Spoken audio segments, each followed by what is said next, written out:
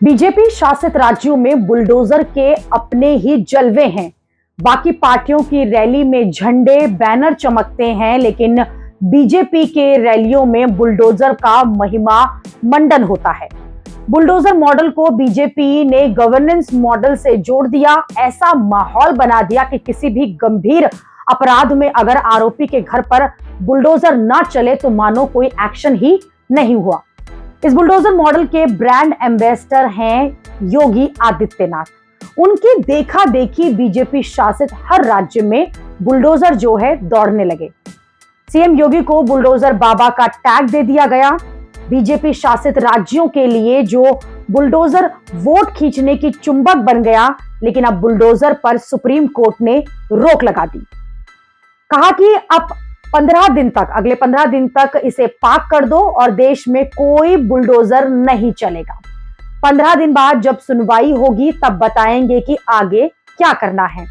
यह फैसला बीजेपी के लिए बड़ा झटका है और सबसे बड़ा झटका तो सीएम योगी आदित्यनाथ के लिए है, क्योंकि यूपी क्या पूरे देश में योगी आदित्यनाथ की टीआरपी इसी बुलडोजर मॉडल से बढ़ रही थी। सीएम योगी को तगड़ा झटका लगा तो अखिलेश यादव गदगद हो गए और वो कह रहे हैं कि अब ना बुलडोजर चलेगा ना उसे चलाने वाला। सुप्रीम कोर्ट ने दोनों को ही पार्किंग में लगा दिया।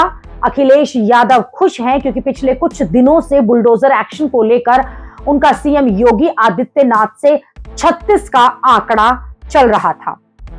इसी बयानबाजी पर सुप्रीम कोर्ट ने नाराजगी भी जाहिर की है। बुलडोजर रुकने की टाइमिंग ने सीएम योगी को संकट में डाल दिया है।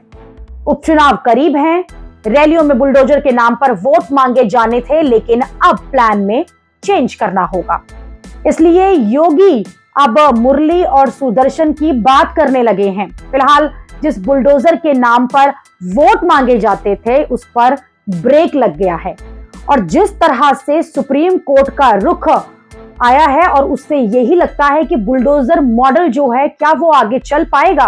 बीजेपी को इसकी कोई और काट खोजनी होगी।